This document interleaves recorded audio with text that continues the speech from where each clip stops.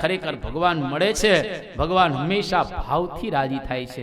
કંઈ પણ કરીએ ભાવથી કરીએ, ભજન કરીએ તો ભાવથી ભજન કરીએ. નથી સંતોએ ગાયો કે તમે ભાવે ભજી લ્યો ભગવાન, જીવન થોડું રહ્યું. તમે ભાવે ભજી લો ભગવાન, જીવન થોડું રહ્યું. તમે ભાવે ભજી લ્યો ભગવાન, જીવન થોડું રહ્યું. તમે ભાવે ભજી લો ભગવાન, જીવન થોડું રહ્યું. કાંઈક આત્માનું કરી લ્યો કલ્યાણ, જીવન થોડું રહ્યું. કાંઈક આત્માનું કરી લો કલ્યાણ, જીવન થોડું રહ્યું. તમે ભાવે ભજી લ્યો ભગવાન,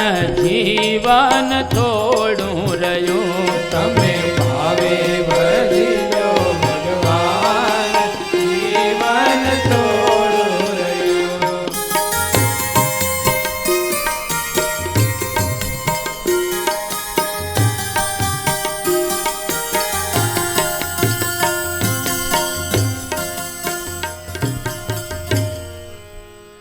કે ભગવાન હંમેશા ભાવ દ્વારા આપણી ઉપર પ્રસન્ન થાય.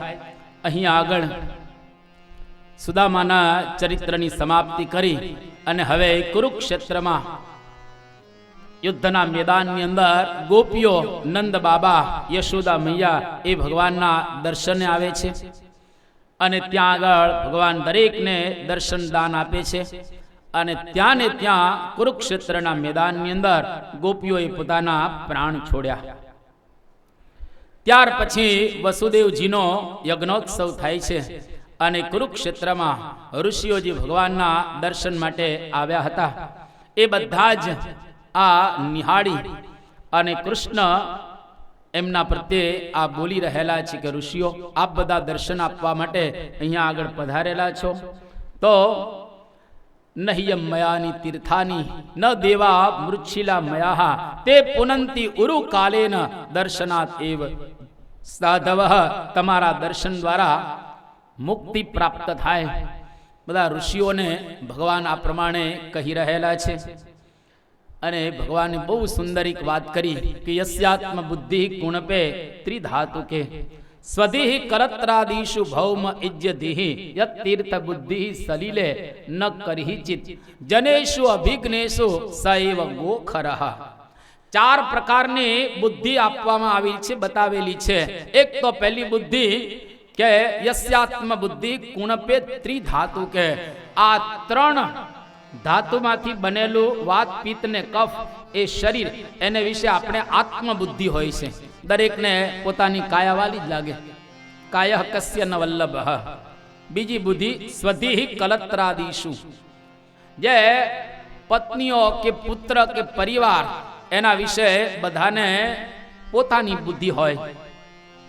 અને ત્રીજી બુદ્ધિ છે ભૌમે ઇજ્યધિ. ભૌમ એટલે પૃથ્વીનો વિકાર, એવી માટી. અને માટીની મૂર્તિ જે બનાવેલી હોય એમાં દરેકને પૂજ્ય બુદ્ધિ હોય. આ ત્રીજી બુદ્ધિ. અને યત તીર્થ બુદ્ધિ સલીલે, પાણીની અંદર ગંગા, યમુના, સરસ્વતી એના પાણીને વિશે લોકોને તીર્થ બુદ્ધિ હોય. આ 4 પ્રકારની બુદ્ધિ જો ભગવાનના સંતને વિશે એને નથી થઈ તો સ એવ ગોખર, એ ગધેડો છે. હા, બહુ સ્પષ્ટ કહે છે. એટલા માટે ભગવાનના સંતને વિશે એવી આપણે આત્મબુદ્ધિ કરવી. ઋષિઓએ ભગવાનની સ્તુતિ કરી અને વસુદેવને કૃષ્ણનો મહિમા સમજાવ્યો. ત્યાર પછી વસુદેવના જે 6 પુત્રો કંસે મારી નાખેલા હતા એ 6 પુત્રોને ભગવાન પાછા લાવે છે. દેવકીનું ધાવણ ધાવી અને 6 પુત્રોની આ પ્રમાણે મુક્તિ થાય છે. અહીંયા આગળ અર્જુન સુભદ્રાનું હરણ કરે છે અને ભગવાન કૃષ્ણચંદ્ર હવે દ્વારિકાથી પોતાનો જે મિત્ર છે શ્રુતદેવ બ્રાહ્મણ, જે મિથિલાપુરીની અંદર રહે છે, એને મળવા જાય છે. અને એમના બીજા મિત્ર બહુલાશ્વ જનક હતા, એ જનકને પણ ભગવાન મળવા જાય છે મિથિલાની અંદર. બંને જણા ભગવાનનું ખૂબ સ્વાગત કરે છે. જો ભગવાન સામેથી મળવા ગયા ઘેર બેઠા તીર્થ આવ્યું. ઘણી વખત આપણે તો ભગવાનને મળવા જઈએ મંદિરે, પણ આખું મંદિર તમારા ઘરે આવે તો ભગવાન સ્વયં આપણા ઘરે આવે એના બહુ જ મોટા ભાગ્ય કહેવાય. જેમ સ્વામિનારાયણ ભગવાન પેલા સગરામ વાઘરીને ઘરે ગયા, સામે ચાલીને જ ગયા. હવે આ તો સામાન્ય સગરામ હતો, પણ એની ભક્તિ એવી હતી. અને જેવા ભગવાન ત્યાં આગળ ગયા ને એ વખતે સગરામને કહ્યું કે સગરામ મારે સંતાવું છે. ભગવાન મારા ઘરમાં કૂબો એક છે, બીજું કંઈ છે નહીં. અહીંયા કંઈ આ બેડરૂમ જુદો, આ સિટિંગ રૂમ જુદો, એવું કશું રહેલું નથી. અને સગરામે કહ્યું કે કોઠી એક છે, તમારે સંતાવું હોય તો. અને એ કોઠીમાં અનાજ ભર્યું છે. ભગવાન કે અહીં તો ખબર પડી જાય એવું છે. એટલે કૂદી અને એનો ભાઈ શાર્દુલ હતો, એના મકાનમાં ભગવાન ત્યાં જાય છે. પણ કૂદતા હતા ને વંડી, એમાં એક મોજડી પડી ગઈ ભગવાન. સગરામ કે બીજી આપી દો, નહીતર હું કહી દઈશ તમે અહીં છો. એટલે બે પ્રસાદી મોજડી લઈ લીધી. અને શાર્દુલના ઘરે ભગવાન કહે છે કે મારે સંતાવું છે. અને કોઠીમાં ભગવાન સંતાણા ત્યાં. અને કોઠીની અંદર એના ધર્મપત્નીના કપડા હતા.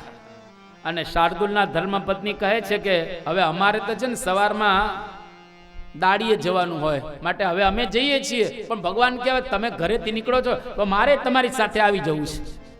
એટલે શ્રી કૃષ્ણ ભગવાન સ્વામિનારાયણ એ પોતે કપડા સ્ત્રીના પહેરી અને શાર્દુલના ધર્મપત્ની અને બીજા એની સાથે બહાર નીકળે છે. આ બાજુ બ્રહ્માનંદ સ્વામી સુરા ખાચર એ ફળીમાં આવીને ગોઠવાઈ ગયેલા કે નક્કી અહીં લાગે છે શ્રીજી મહારાજ, અહીંયા જેને સગણ અહીં મળે છે. હવે ત્રણેય આમ જતી હતી ને સ્ત્રીઓ, મહારાજ વચ્ચે અને બે સ્ત્રીઓ. અને મહારાજે કપડાં પહેરેલા, સ્ત્રીને ખબર ન પડે. પણ હવે પુરુષોની હાલ ચાલ અને સ્ત્રીઓની ચાલમાં ફેર હોય. સુરા ખાચરે જોયો તો વચ્ચે શ્રીજી મહારાજને દેખાણા.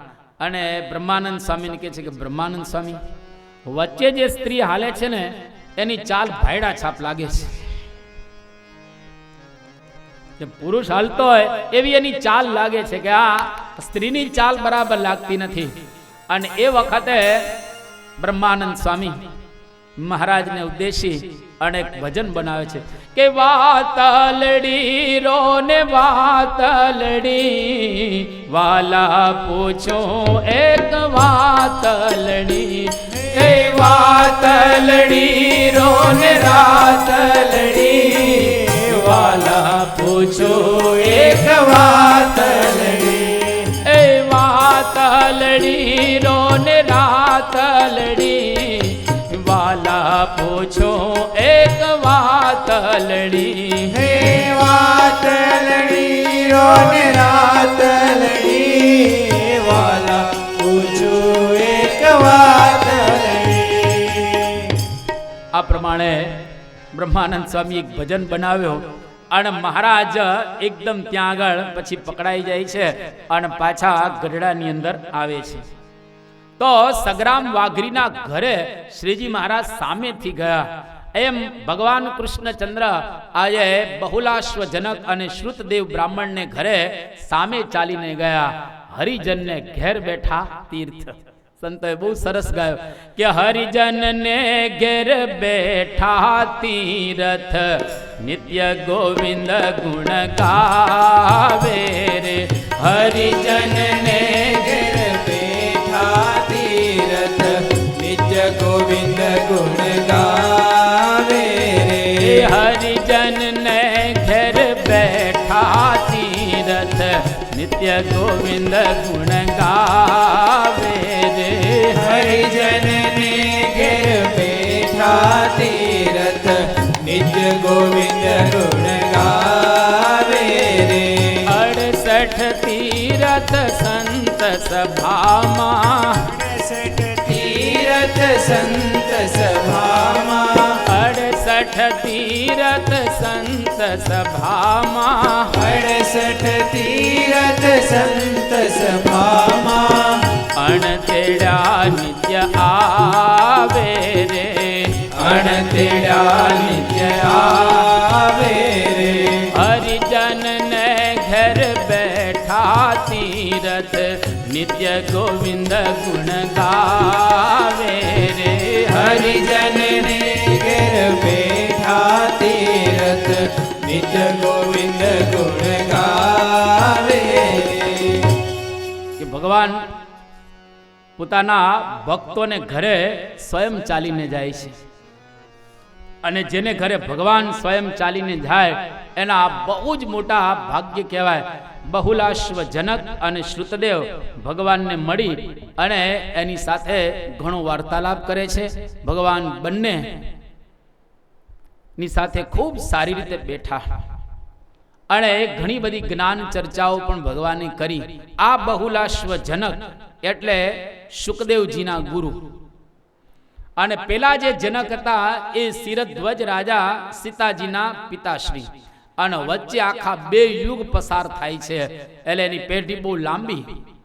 અને ભગવાન વેદવ્યાસે શુકદેવજીને કીધેલો કે ગુરુ કર તો રાજા જનકને કરજે, એ સીતાજીના પિતા નહીં પરંતુ આ બહુલાશ્વ જનકની આ વાત કરે છે. અને બંનેને મળી ભગવાન જ્યારે પાછા દ્વારિકામાં આવ્યા, ભગવાનના વિયોગમાં બંને પ્રાણ છોડી દીધા. અહીંયા આગળ હવે આ 10મ સ્કંધના અંતમાં વેદ સ્તુતિનો ભાગ છે, જેમાં રાજા એને મંગલમય વેદો ની સ્તુતિ સંભળાવવામાં આવે. એવી જ રીતે રાજા સવારમાં જાગે તો એના સેવકો રાજાને પ્રેમથી એવી સુરાવલીઓ સંભળાવે જેથી રાજા શાંતિથી પલંગ ઉપર જાગે. એમ ભગવાન પણ શેષ નારાયણની ઉપર સૂઈ રહ્યા છે, એને જગાડવા માટે વેદો બધા ભગવાનની સ્તુતિ કરે છે. એટલે આ વેદ સ્તુતિનો અહીંયા આગળ અધ્યાય છે, જેમાંથી વિદ્વાનો પોતપોતાના સંપ્રદાયના મત કાઢે છે. આ ઘણો ભાગ છે, પણ ઉપરથી સ્પર્શ કરીને આપણે એને વિદાય આપીએ. વેદ સ્તુતિ ગદ્યમાં લખેલી છે, પદ્યમાં નથી. એમાંથી દરેકે પોતપોતાના સંપ્રદાયનું મૂળ કાઢ્યો. કર્મ માર્ગ જૈનોએ કાઢ્યો, પ્રકૃતિ પુરુષ વિવેક માર્ગ એ સાંખ્ય દર્શન વાળાએ કાઢ્યો, શૂન્ય માર્ગ બૌદ્ધોએ એમાંથી કાઢ્યો, અને ચિત્ત વૃત્તિ નિરોધ માર્ગ યોગ વાળાએ એમાંથી કાઢ્યો, અને પદાર્થ ધર્મ જ્ઞાન માર્ગ ન્યાય અને વૈશેષિક દર્શન વાળાએ એમાંથી કાઢ્યો. ધર્મ માર્ગ મીમાંસકોએ, અદ્વૈત જ્ઞાન માર્ગ શંકરાચાર્ય, શરણાગતિ માર્ગ રામાનુજાચાર્ય, ઉન્મત્ત ભક્તિ માર્ગ ચૈતન્ય મહાપ્રભુએ, અને પુષ્ટિ માર્ગ વલ્લભાચાર્ય, અને એકાંતિક ધર્મ માર્ગ સ્વામિનારાયણ ભગવાન. એટલે બધાએ પોતપોતાના સંપ્રદાયનું મૂળ આમાંથી કાઢ્યું. જે માન્યતા હતી એ તે આપણને ન સમજાય તેટલું સમજો કે શ્રીજી મહારાજે એકાંતિક ધર્મનું નિરૂપણ કરેલું છે. એકાંતિક ધર્મ એટલે જેમાં ધર્મ જ્ઞાન વૈરાગ્ય અને ભક્તિ હોય એને એકાંતિક ધર્મ કહેવાય. એ આની અંદરથી કાઢે છે. અહીંયા આગળ એને આપણે વિદાય આપીએ. ભગવાન હવે પેલા બ્રાહ્મણના પુત્રને લેવા માટે જાય છે, અને બ્રાહ્મણનો પુત્ર એ પૃથ્વીનો સ્પર્શ થાય અને તરત મરી જાય. હવે એવી રીતે એને ઘણા પુત્રો થયા, 8 પુત્ર એવી રીતે મરી જાય, અને મળદું લઈ અને દ્વારિકામાં ભગવાનના મહેલે આવે અને જોર જોરથી બોલવા લાગે કે મારો પુત્ર કેમ મરી જાય છે. અને 9મા પુત્રનું રક્ષણ કરવાનું બિરુદ અર્જુને રાખેલું, અને અર્જુન કહે છે કે હવે તારા પુત્રને હું મરવા નહીં દઉં. અને 9મો પુત્ર જ્યાં બ્રાહ્મણને થાય છે તો એમને સશરીરે જતો રહ્યો. અત્યાર સુધી મળદું રહેતું હતું, પણ તો એમને જતો રહ્યો. અને અર્જુન જ્યારે મરવા તૈયાર થાય છે તો અર્જુન અને કૃષ્ણ ભગવાન બ્રાહ્મણના પુત્રને શોધવા માટે જાય છે. 3 લોકની અંદર ફરે છે. આ પૃથ્વીલોકની અંદર, પાતાળની અંદર અને સ્વર્ગમાં ક્યાંય બ્રાહ્મણનો છોકરો મળતો નથી. એટલે ભગવાન પોતે રથારૂઢ થઈ અર્જુનની સાથે ભૂમા પુરુષના લોકની અંદર જાય છે, જ્યાં ભૂમા પુરુષ ભગવાન અને અર્જુનને જુએ છે તો કહે છે કે તમે મારી આજ્ઞાથી પૃથ્વીને વિશે ગયા હતા, અને હવે તમારું કામ પૂર્ણ થઈ ગયું છે, તો તમે બંને પાછા આવી જાઓ. તમે મારો ધોળો અને કાળો વાળ રહેલા છો. આ પ્રમાણે ભૂમા પુરુષ પોતે કહે છે. અને અર્જુનના ભૂમા પુરુષના લોકનું એકદમ વાતાવરણ જોઈ અને ત્યાંની શોભા જોઈ અને એને ખૂબ આનંદ થઈ જાય છે. પુત્રને લઈને જ્યારે પાછા આવ્યા અને બ્રાહ્મણને આ પુત્ર સોંપે છે, ત્યાં આગળ આ કથાને પણ પૂર્ણ કરે છે. 90મા અધ્યાયની અંદર ભગવાન રાણીઓની સાથે વિહાર કરે છે, એની ઘણી ઘણી વાતો કરવામાં આવેલી છે. અને છેલ્લે આ દસમ સ્કંદનો સાર એટલો જ રહેલો છે કે આ સ્કંદ એટલે નિરોધ લીલા. નિરોધ એટલે બધી જગ્યાએથી છટકી અને ભગવાનમાં અટકી જવું, એનું નામ નિરોધ. ગુણાતીતાનંદ સ્વામીની ભાષામાં કેવું હોય તો અંતરદ્રષ્ટિ કરવી, પાછી વૃત્તિ વાળવી, એનું નામ નિરોધ. નિરંતર પાછા વળી વળીને જોઉં હું શું કરવા માટે આવ્યો છું અને શું થઈ રહ્યું છે, આ નિરોધ. અને એ જો તમને ન સમજાય તો આટલી વાતનો દરરોજ આલોચ રાખો. કઈ વાતનો? આખા મહાભારતની અંદર 1,00,000 શ્લોક છે. 1,00,000 શ્લોકનો સાર ફક્ત એક શ્લોકમાં મહાભારતમાં આપવામાં આવ્યો છે. આમ તો આ શ્લોક લખવા જેવો છે, તમારા ઘરે કોતરાવા જેવો છે, પણ હવે શ્રુતમ હરતિ પાપાની, જેટલું સાંભળ્યું એટલે આપણા પાપ બળ્યા. તો આ શ્લોકની અંદર એવી વાત કરે કે ક્વાસમ ક્વાસ્મી ગમિષ્યામિ કોન્વહમ કિમિહા સ્થિતઃ કસ્માત કમનુ શોચેયમ ઇત્યેવમ સ્થાપેન મનઃ અનિત્ય પ્રિય સંવાસે સંસારે ચક્રવદ ગતઃ. બસ આટલું સમજવાનું છે આખા મહાભારતમાંથી. ક્વાસમ, તમે ક્યાં છો? અત્યારે જો તમને કહેવામાં આવે કે તમે ક્યાં છો તો તમે શું કહેશો? એ અત્યારે તાજ પર મંદિરે છીએ, પણ ખરેખર અહીં છો? કે અત્યારે 11:20 થઈ છે, 10 મિનિટ બાકી છે, હમણાં જ જમવાનું થવાનું છે, હમણાં જ હવે આપણે જમવા માટે જવાના છીએ. ક્વાસમ, જ્યાં આપણું મન રહેલું હોય ત્યાં આપણે છીએ, આ સમજવું. ક્વાસ્મી, તમે કોણ છો? તમને પૂછવામાં આવે તો કે હું ડાયાભાઈ છું. તમે ડાયાભાઈ છો? તમે પરસોત્તમભાઈ છો? તમે વાલજીભાઈ છો?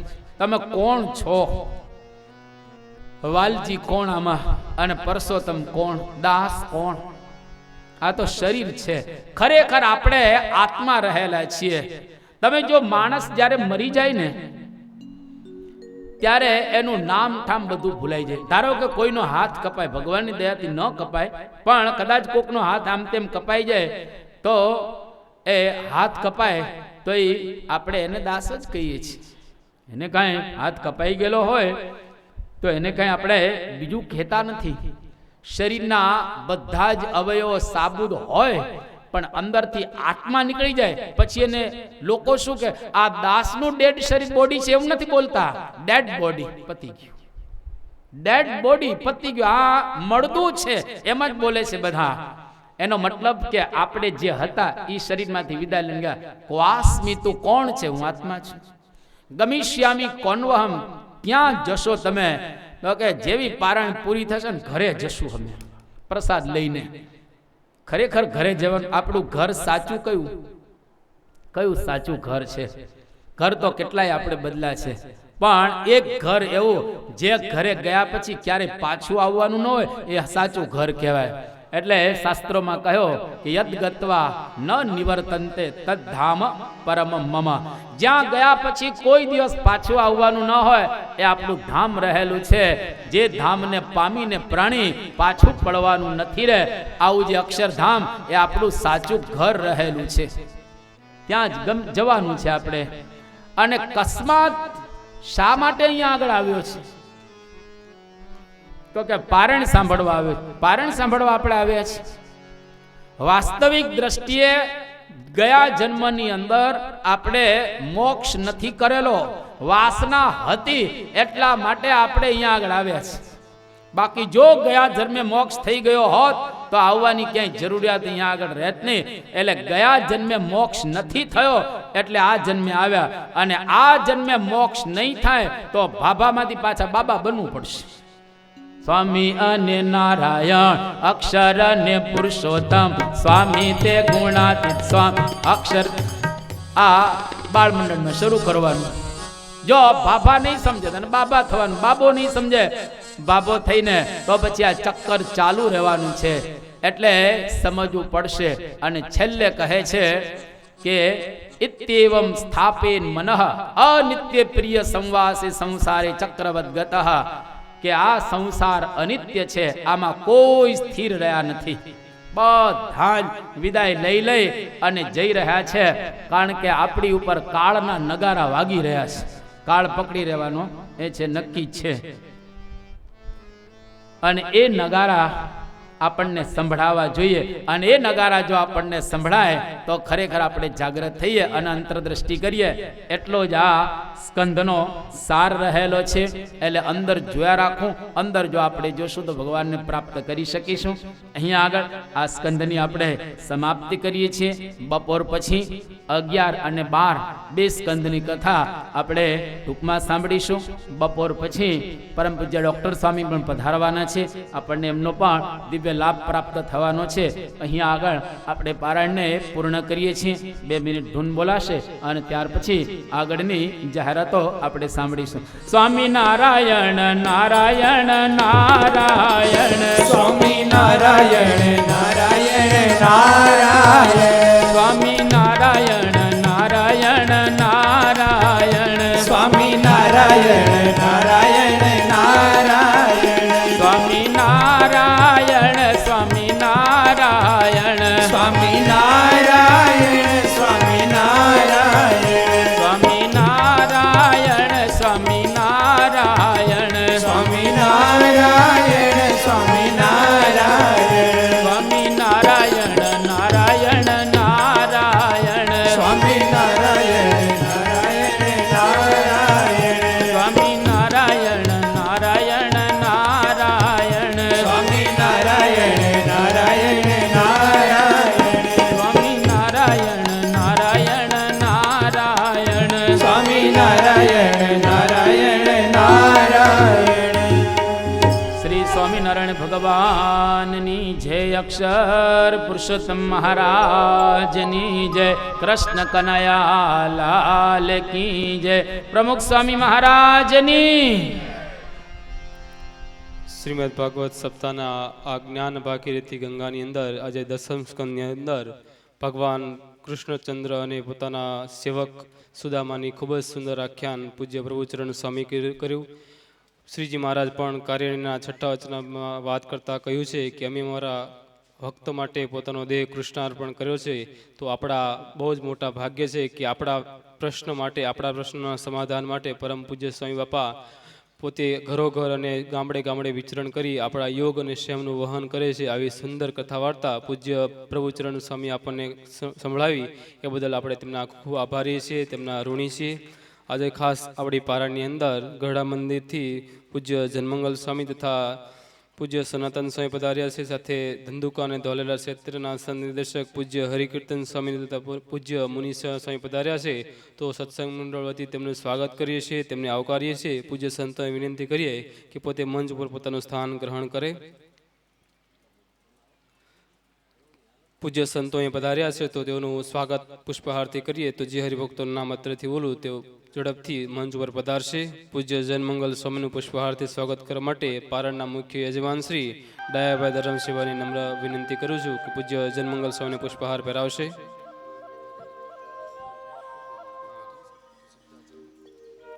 તાજપુર દશાબ્દી મહોત્સવ અંતર્ગત તાજપુર મંડળ દ્વારા સમૂહ ભોજનનું આયોજન રાખેલ છે. તો તમામ સત્સંગ પરિવાર તથા સભામાં બેઠેલા તમામ શ્રોતાગણને નમ્ર વિનંતી છે કે પારાયણના યજમાન તરફથી રસોઈની સેવા છે. તો પારાયણના યજમાન શ્રી કાળુભાઈ ડાયાભાઈના નિવાસ સ્થાને આપણે મહાપ્રસાદ લેવા માટે જઈશું. તે સર્વ હરિભક્તોને નિમંત્રણ છે.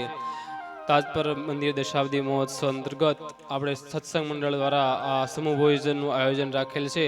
તો પારણના મુખ્ય યજમાન શ્રી કાળુભાઈ ડાયાભાઈ તરફથી રસોઈની સેવા છે. તો સભામાં બેઠેલા તમામ શ્રોતાઓ તથા સમગ્ર સત્સંગ પરિવારને આ ભોજન સમારોહમાં લાભ લેવા માટે પધારવા આમંત્રણ છે. પૂજ્ય હરિકીર્તન સ્વામીને જીવરાજભાઈ અમરશિવાય પુષ્પહાર પહેરાવી તેઓનું સ્વાગત કરશે.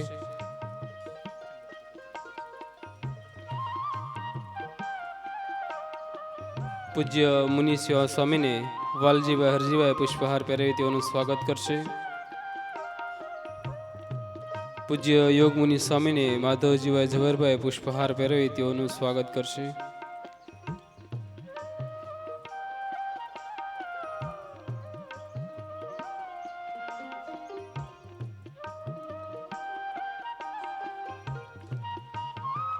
પૂજ્ય જનમંગલ સ્વામીને ઈશ્વરભાઈ નથુભાઈ પુષ્પહાર પહેરાવી તેઓનું સ્વાગત કરશે.